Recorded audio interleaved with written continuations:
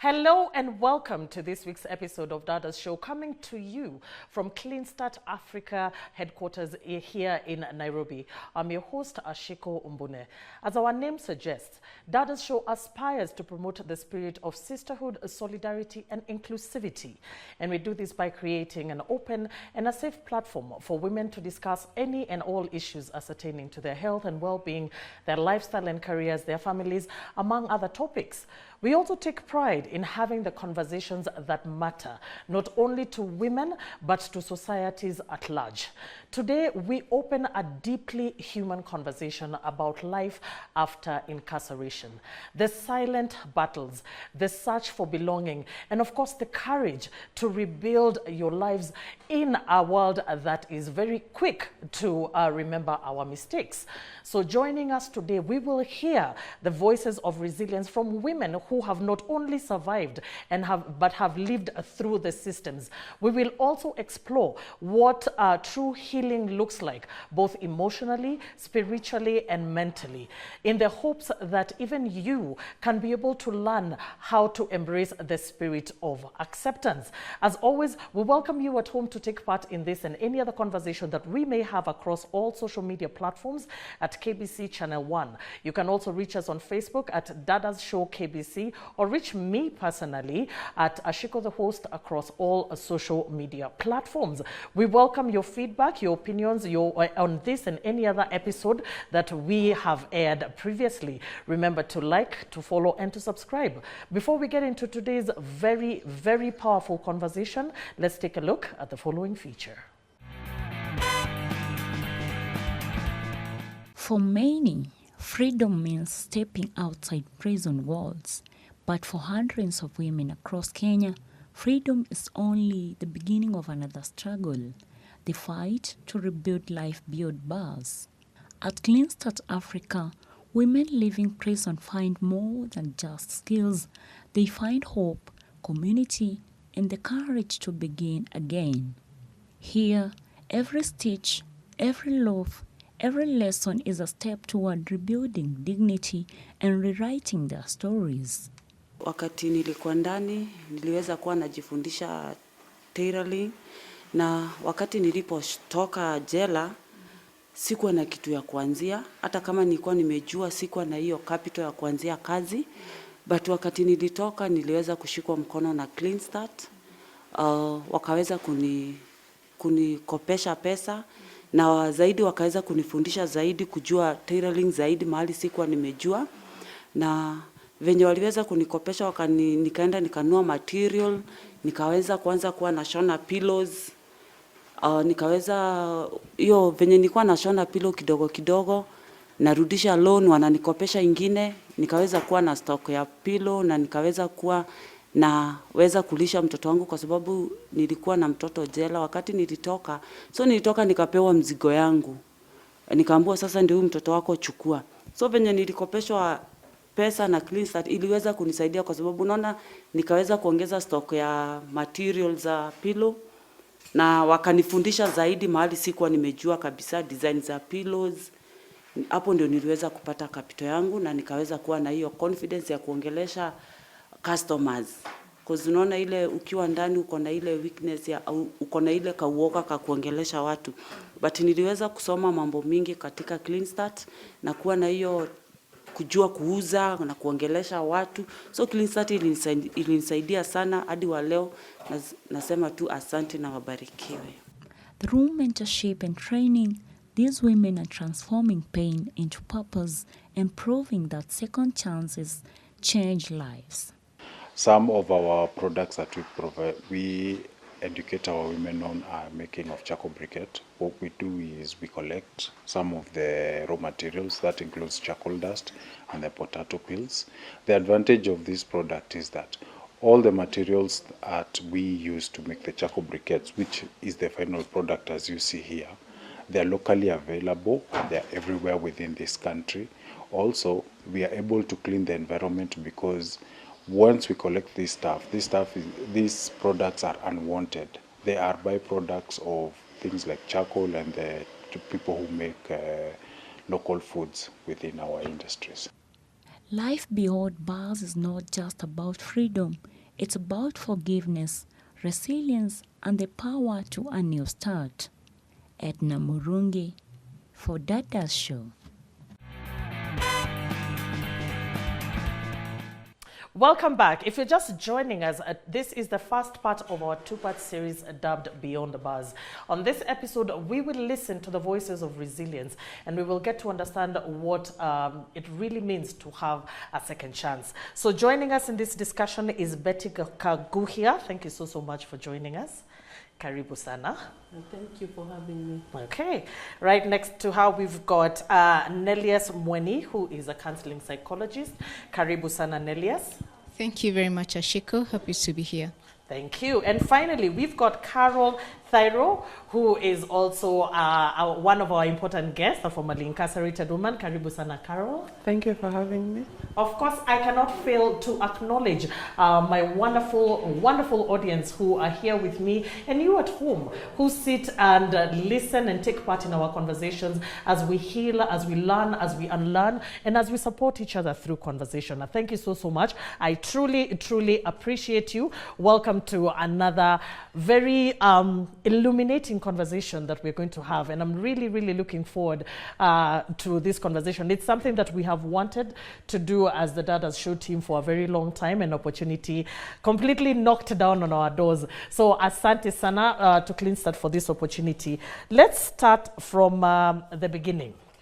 First of all, I want to thank you both, actually, for sharing, for the courage to share your stories. This is not something that I take for granted, and I truly appreciate you, Betty and Carol, for making time to sit with us. So how does it actually feel to share your story publicly? Because this is national TV, not to give you any pressure, but how does it feel to share your story publicly? Start off with you, Betty. Okay, so thank you so much for having me. For me, sharing my story is both, it's humbling, but it's also empowering, because for a long time, stories of formerly imprisoned women have often been, silenced and misunderstood.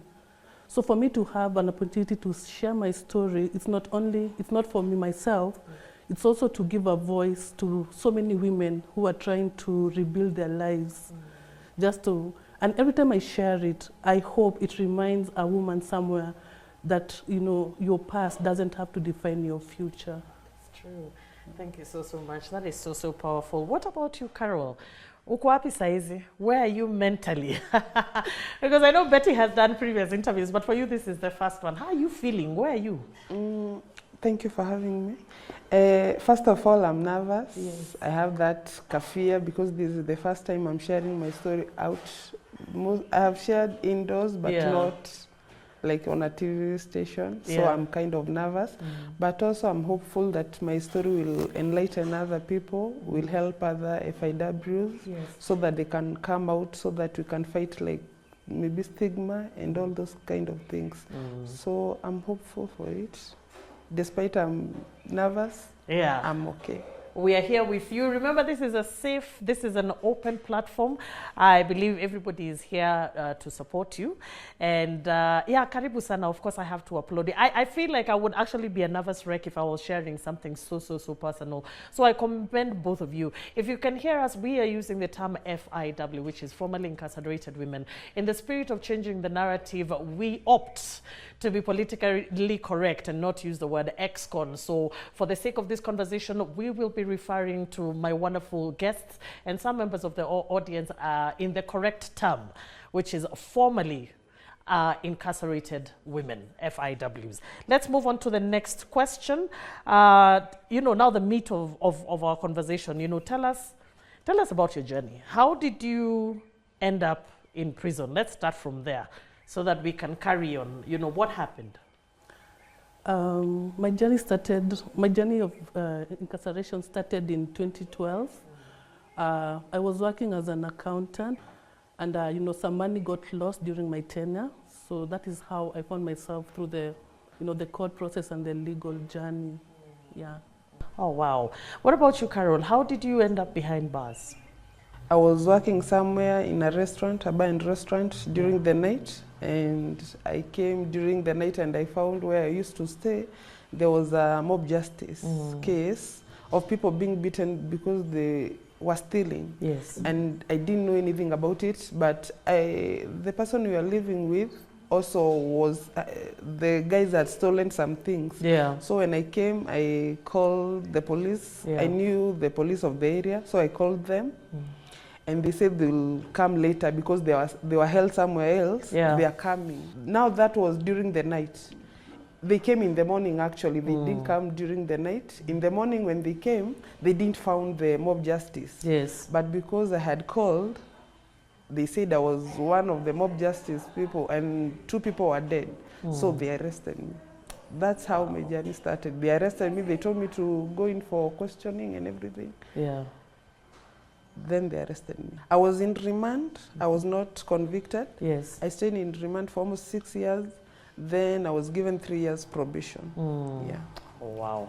I mean, I'm really looking forward to hearing the rest of that story because it looks like you know, there's some injustice, there are question marks all over the place in what you're talking about. And I believe that's the power of such kind of sessions, and we are hoping that we will actually have another one where we will be talking to industry experts to highlight what could have gone wrong. Why were you held in remand for 6 years over something that you were not even involved in?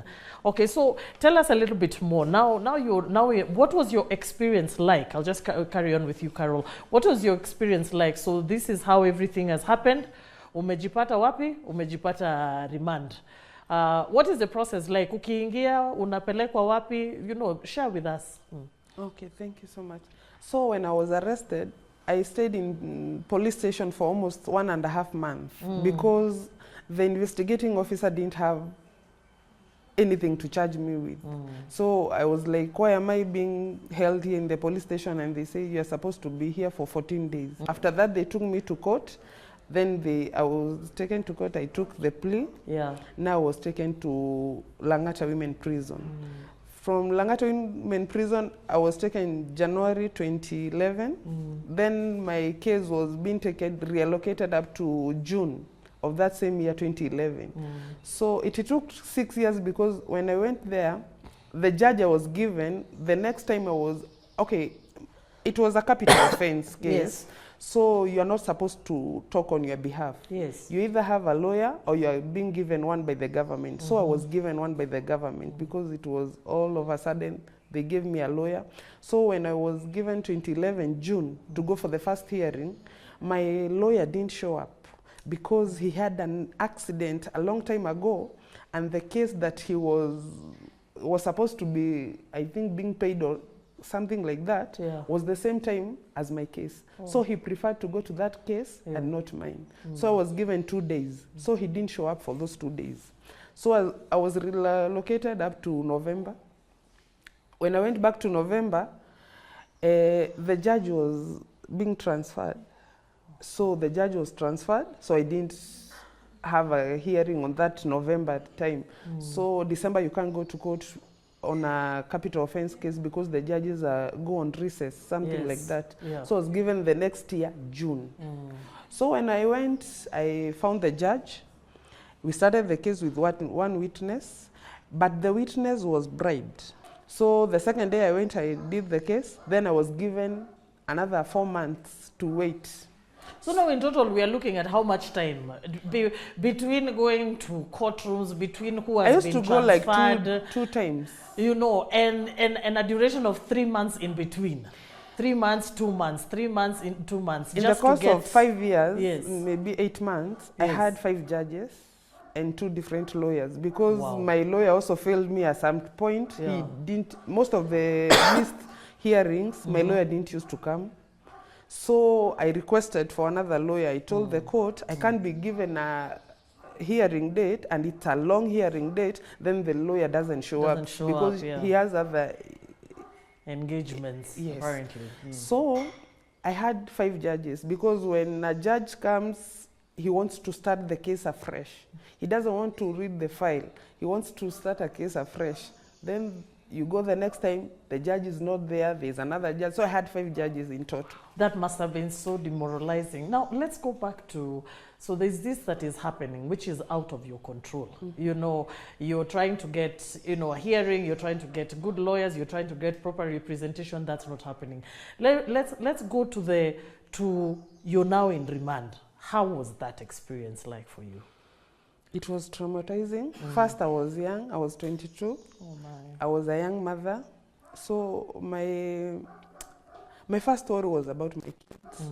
I had left my kids all of a sudden. I used to tell that to an investigating officer, I have kids, I have small kids, I'm also young. And he's like, utatoka tu, don't worry, utatoka tu. So in remand, it's not what you expect. You don't have your freedom. Everywhere you are going, you are being followed. You are being told what to eat, what to wear. All of you, life changes because unajipata, the way you used to wake up, I want to do this and this, you can't do it anymore. Hakuna sasa uko system kabisa. Place unataka kwenda, ni lazima uambiwe kwenda. Yani you don't have that freedom. Then you are here worried, watoto wako uliwaacha aje, I used to provide for my kids, nilikuwa naishi nao peke yangu. How will my kids take this? Watasoma aje, watakula aje, walikuwa wamezoea kukaa na mama yao, you see. So I was traumatized.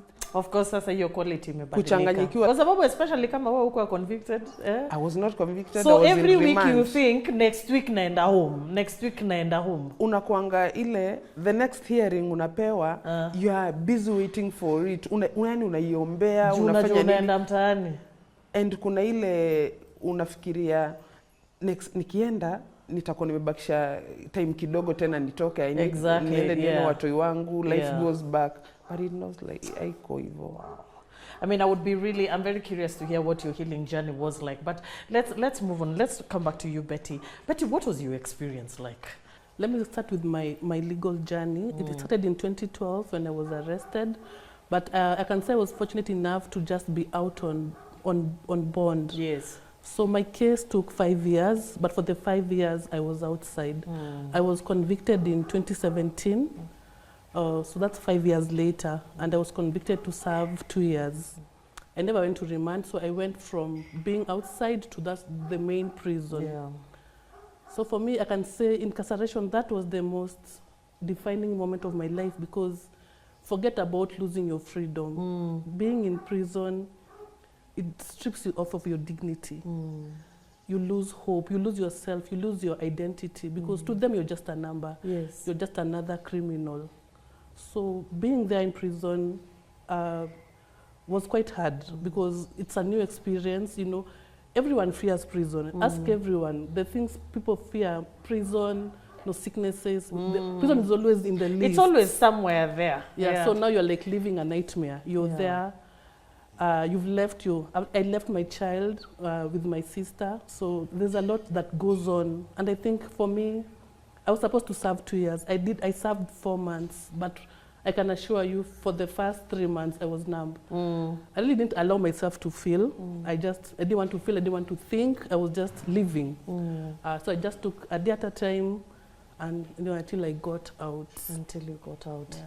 I want to get to the point of where you'll tell me how it is when you got out. But there's something very profound that you've said. It strips you of your dignity. Nellius, as a counseling psychologist, what does dignity mean to a woman behind bars? And how can women hold on to it when everything else is being, I'll use her words, stripped away? Thank you, Ashiko.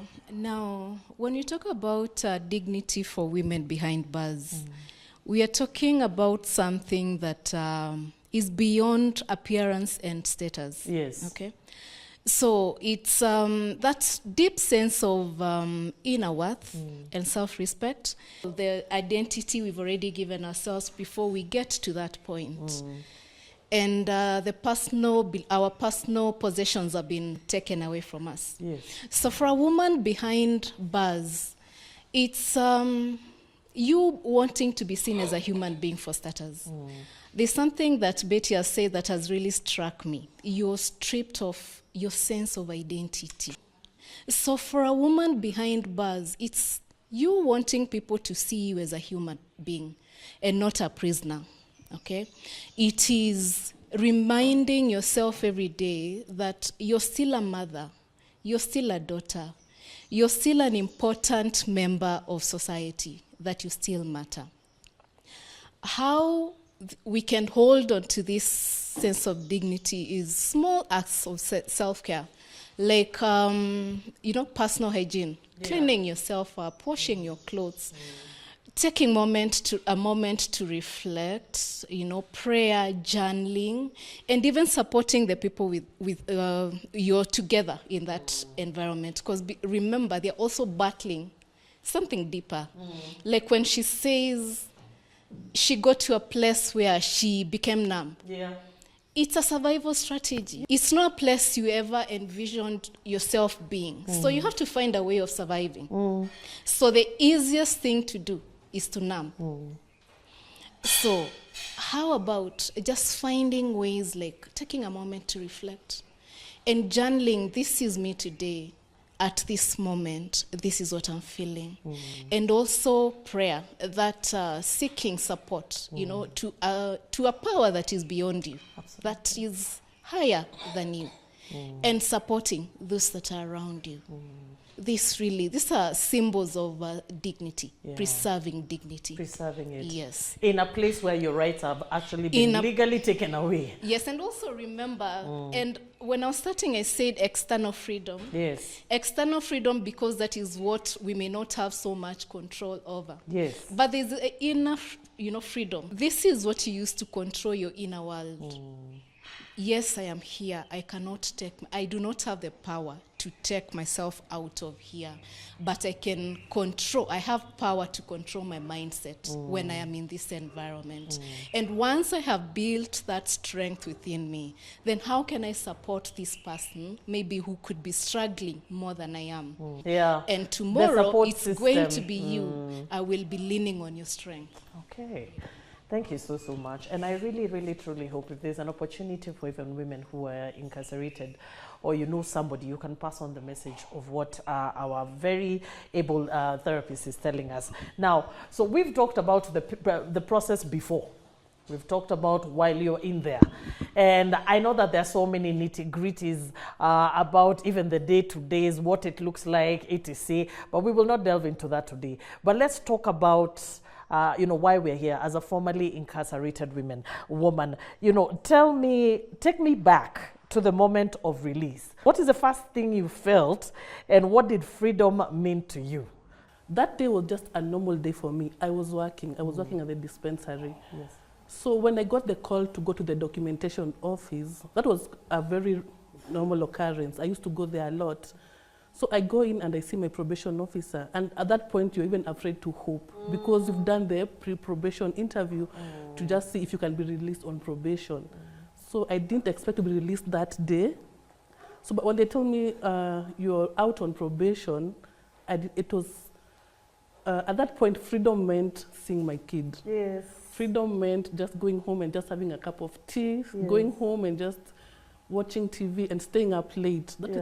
At that point, that was freedom. Yes. So it was quite surreal. Yeah. And going out and stepping out of those gates 4 months later, it might not seem like a long time, but it's a very long time. 4 months later, I'm out. It was very profound. I still see that day. I still see myself outside those gates. You still remember it and get goosebumps? Yeah, goosebumps, yeah. It was an amazing day because I did not expect it. You're always counting towards that date. So for me, it was a surprise that was very, very profound and wonderful for me. Wow, that's it. I mean, I can even envision that you're not anticipating that to happen and then it happens. Wow. What about you, Carol? You had been waiting for that day. Every time through disappointment, ups and downs, what was it, that moment, what was it like for you? I had gone for my judgment because I was given a probation officer. So the probation officer came. She was supposed to fill the forms, to ask you questions and everything. So I was waiting. So 2 weeks, I was supposed to go to court. I went to court. So within those 2 weeks, we didn't find my file.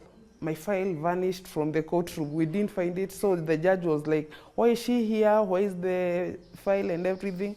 But the file went missing. So the judge said, because let me tell you, the judge that released me was Justice Resit. She was the second judge in my case.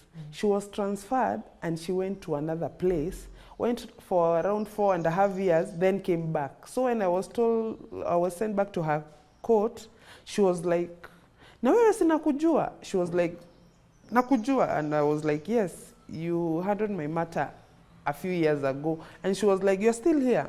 And I told her, yes, I'm still here. So she said, "Hii file naitaka." And then when she took the file, she read the file and she told me, I'm giving you 2 months. 2 months, I'll either convict you or I will release you. I can't have a case I left here behind and it's still here. So when we went for that after 2 weeks, after the probation office report, the file went missing. And she was like, if the file is not here, then she can go. She can walk away. It means, where's the file? It's in the archives. So it means she was released. She can just walk away and go. And the court was like, no, we are waiting for the file and everything. I was given 2 weeks. Now those 2 weeks, I didn't even know I was going home or anything. I was like, the file has not been found or anything. So I was like, Ile, you are just there. So when I went on that day, I was like, we are just coming here to confirm if the file is here. So when we went, the file was there. And then the judge started reading the file and she was like, hii kitu utaisomea huko kwa online ama place ingine. It's so long and you have stayed here for so long. I'm just giving you I'm giving you 3 years probation. Out you go for counseling and everything. You're free to go to your kids. Wow. And she's like, I was the first accused. There were 3 of us. The first accused, you need to stand up for the judgment. My legs couldn't move. I couldn't move. Oh, no. She has already said, I'm going home. Now I'm trying to wake up. I can't. My second accused is trying to leave. Then the judge was like, Mwache, let us. I was numb. I was confused. I was happy. I was thinking about how my kids will receive me, if they will be happy or anything like that. I was just confused. Tears just started rolling on my face. I was like, then the judgment was read and it was finished and we were told to move. I couldn't move. Can you imagine? I was being held by 2 ladies to stand. I couldn't stand. I was like, 6 years. 6 years I'm going out. 6 years, no police woman will ever follow me. No one will ever tell me what to eat. And I missed that moment. I was taken somewhere by my mom to take tea. Can you imagine? I requested, I didn't drink. They all ate, I didn't eat. I was just there, silent. And they were like, uko sawa? What do you want? Nataka kuona watoto. That was the only thing I used to say because I left my kids when they were so young. Yeah. So I was like, how are they coping and everything? But it was a good moment. It was a good moment. Yes, I really remember that moment very well. And it was, anyway, it was so emotional. But I thank God that day came. Oh, wow. Whew, that's a lot. I mean, I have teleported myself into where you are and you are truly exceptional. And I'm so, so happy that you got to see that. And I'm so, so happy that there's so many women even here in my audience who have gotten that opportunity. I mean, we truly do not take it for granted that you're here. That you're here and you're talking to us. And I'm sure even members of your family are so, so happy to have you home. I mean, let's talk about coming home. Let's be real. We are living in Kenya, and I don't even think it's only in Kenya, even globally. I want to start off with you, Betty. What are some of the biggest challenges you faced from family, community, or even self-acceptance? Because be it 10 years, 4 months, etc., it was something life-changing. So what are some of the challenges you experienced? For me, I would say stigma. Stigma has to be the biggest challenge. Forget that, me, I lost my friends way before I was convicted. Yes. Yeah, so I journeyed with my family. And I can say I was lucky enough to have a family that stood by me, which is not the case for many women. Many. So I had family acceptance, and they stood by me. Through the court process, through prison, they came to visit me. But there's something about family. Not everyone in the family will accept you. True. I keep on saying this, there's still family that don't talk to me. Now, I don't know how many years later, post-incarceration, still some feel disappointed. And you know, for me, the community, I sit here and I say I'm formerly in prison. It took a long while. I didn't want that tag. I didn't want anything to do with prison or formerly imprisoned people. I hid. And you know, when I came from prison, I went to live with my sister. You know, I was living in another estate. Now I lived with my sister. And for me, that was for me a chance for me to just have a new identity. I didn't want that tag. Yeah. So because these people didn't know about my imprisonment, I didn't say it. I was just trying to have a new identity. I didn't want anything or any connection with prison or the courts or, you know, the offense. So because of, you know, how people just look at, you know, imprisoned people, you know, there's a tag. You're very correct. There's a tag which is, of course, accompanied by emotion and biases. Yeah. You know. And you know, you can't even get employed. You have to lie, even when you're looking for employment. So, and then another challenge is just getting work. You know, now, yes, I was an accountant. I was having a good job. But now you're out. You've been having a case for 5 years. For those 5 years, you've not been working. And you also don't want to expose yourself to your current employer and say, Exactly. Ninaenda kotini kufanya nini? So the best you can get is odd jobs. Odd jobs, cleaning for people, washing clothes for people. And you know, you're a mother. And you know, once you get out of prison, for me, my sister was like, here's your child. You have to support this child. So you have to do whatever it takes. So even getting a decent job, or the most you can get is just those odd jobs, just to, you know, hand to mouth. What about you, Carol? You know, what are some of the challenges that you have experienced in terms of acceptance, you know, from family, community? I heard you mention that, you know, your family came for you. So I'm crossing my fingers, at least you have that backup there. But how was it coming back into the same community? Because your case was something that was publicized. People knew about it. People knew Carol alifungwa juu ya hii story, etc. How was it going back to the same community that you know, that was the cause of all this? Going back to the community, it was a bit hard. People had their own version of this story. Yes. I was arrested because of something, but people knew my story more than I did. Oh, wow. So they had their own stories. You try to move away from your past. You try to move from zile vitu zilikupata. Like in my case, I was innocent, of which people didn't know. I was innocent. I was framed on something I didn't do, but people are still there. So we'll definitely explore ways so that we're going to take a short break, and then when we'll be back, we will definitely get into that conversation.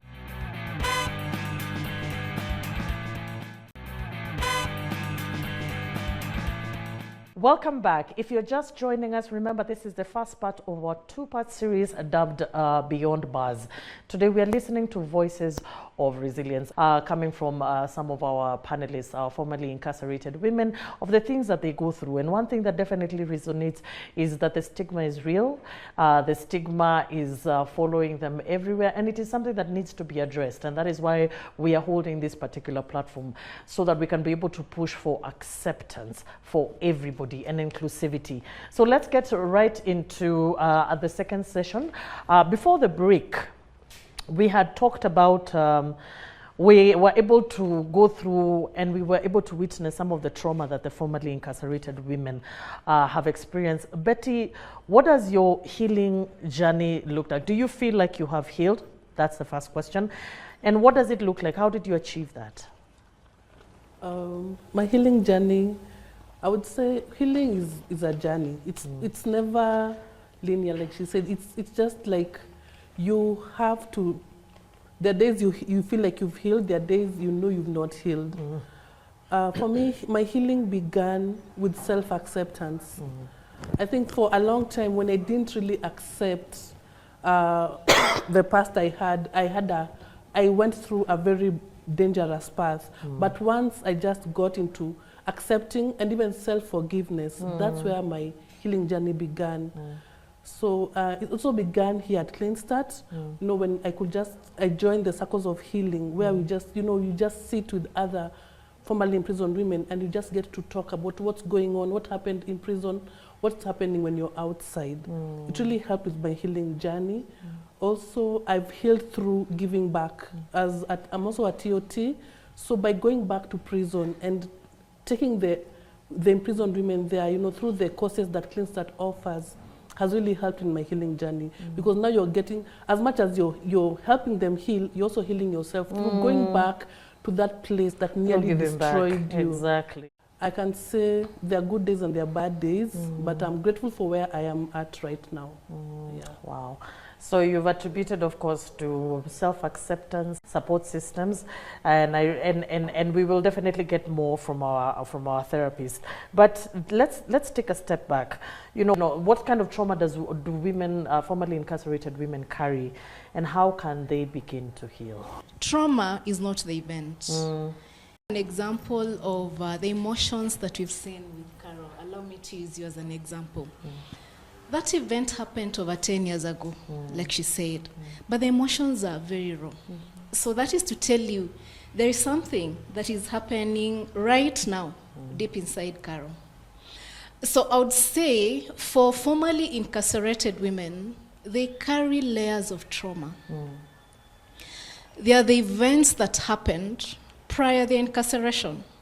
Perhaps some of those events are the ones which have led them to the space they were in when they got incarcerated. And just to give an example, there could be a history of abuse, be it emotional, physical, sexual. There is poverty-related cases that push them to, survival, to lead them to crimes like theft, petty theft. Drug trafficking. So there is pain that has led you to commit something that you find yourself at the wrong side of the law. So there's also trauma that comes with incarceration. Let's just take the environment for starters. Lack of privacy, and also the language that is used in there. Remember, these are seeds that are being sown inside you. And all that, it's a pile up, especially if you do not have an outlet. And there is trauma that results from the stigma, like we've heard from them, how the society looks at you, the labeling that people get after incarceration, and not just for you, even for your loved one. I remember, again, Carol, please allow me to use you as an example. I asked Carol, what is it that you're afraid of most when we're just about to start? And she told me, I've never had an opportunity to share my story. Now, this is the national TV. How are people going to look at me? Okay? So you first need to realize it is out of your control how people are going to see you, how people are going to talk about you. What is in your control is your truth at this moment. Okay? This is who I am. And these are the steps that I'm taking. So if you avoid or run away from something, you will never be able to face it. Wow, thank you so much. We also have the privilege of having other formerly incarcerated women in our audience, and we'd want to give them an opportunity to be able to share, to briefly share their story and tell us a little bit more about what their experiences are. Millicent, karibu sana. My name is Millicent Atieno, and I'm happy to have me here today. I would like to share my story. Nilikuwa mwanabiashara. Nilikuwa natengeneza peanut butter. Kuna ile kitu ilifanyika nikajipata niko Lang'ata Women Prison. Nikaenda hiyo kazi. Kumbe sikujua ni vitu zinaibwa. Na saa hiyo ni ID yangu imetumika pale. Ndio mimi nachukua vitu hapo hivyo nipeleke, lazima uache details zako hapo juu ndio umetoka na hizo vitu. Zinakuja zinachukuliwa baadaye. Nani mwenye atafuatwa shiko? Ni mimi na documents zangu. So wakati nilitoka tu nafanya kazi yangu kama kawaida, nikastukia tu wameshanisha around. Kumbe huku mimi natafutwa na sijui. So kupatikana nikashikwa. Watu wenye walikuwa wamenijua, nilikuwa natembea around mahali penye nakaa na mahali penye nilikuwa nikifanya kazi before. People wapo wananijua. So wakati nataka kuona mob justice kutaka kunipiga, hapana, wacheni kuchapa huyo mama. Amefanya nini? Hata kama amekosea muiteni polisi. So watu wakanisaidia, ikawa sikuumizwa na hii raia. Ni polisi akakuja nikachukuliwa. Hiyo cash bill nilikuwa naitishwa, siwezi weza kupeana. Mimi mwenyewe sina hiyo pesa, watu wetu hakuna mtu anataka kutoa hiyo do. So unashindwa, ndio government imenichukua niende nirekebike. Na sasa hawa watoto wangu wameachwa huko nje wanapotea. So kutoka hapo niona mambo kidogo kwangu si mzuri. Alafu hiyo stigma, mtu anakuambia unamjua huyo? Alikuwa jela na liba, atakuibia. Sasa hata hiyo kufua nipate kunawiri kwa maisha yangu na watu wangu ni shida. Sasa unapata tu ile family nilibaki nayo ni hapa mali tuko leo. Wow. Our next story, briefly, Carol, karibu sana. My story begins with love. I met this charming guy and tukakuwa na mapenzi for about 6 months, and he brought me a very nice phone. He was selling men's clothes, but that was a cover up. He was a thug, and he brought me this phone that was stolen, and the guy was killed. Wow. So we were taken with robbery, with violence. I was the one who was arrested because the phone, I was the one who was having the phone. Yes. But when I said who gave me the phone, akaniruka. Wow. So we were in for it, both of us. That's how my story started, and I was convicted for death. So I was serving a life sentence in Langata, but I did 10 years and 6 months. Yes. And of course, I could see other people going out, so I had hope. And I did my appeal, which acquitted me. Yes. My journey outside was not easy because I left children, very little children. My firstborn was 6 years, and my secondborn was 4 years. I found grown men. Bonding with them was a crisis. Me, I left children. I found men. Being a prisoner or being in prison, it won't limit you. Yes. And our past cannot define our future. Yes. So I'm happy to be able at least to encourage someone. Oh, wow. Yeah. Wow, thank you so much, Carol. I think that's the one story we did not hear, and I knew about love. And finally, Shiro. Okay, story yangu siwezi sema ni love, ni peer pressure plus fake love. Okay, mimi kama Shiro nilishikwa sana 17 years. Wakati huo ni wakati wazazi wangu walikuwa na struggle na school fees, so nilikuwa shule, saa zingine siko shule. So katika hiyo harakati ya kuwa niko shule, saa zingine siko shule, so ilinibidi nijiforce kuolewa na mtu mwenye sikuwa napenda. So katika hiyo harakati, na huyo mwenye alikuwa nimejiforce kuolewa ni mtu mkubwa sana. Nilikuwa 17, yeye alikuwa mtu mzee kabisa kwangu, but kwa bad luck bibi yake akajua.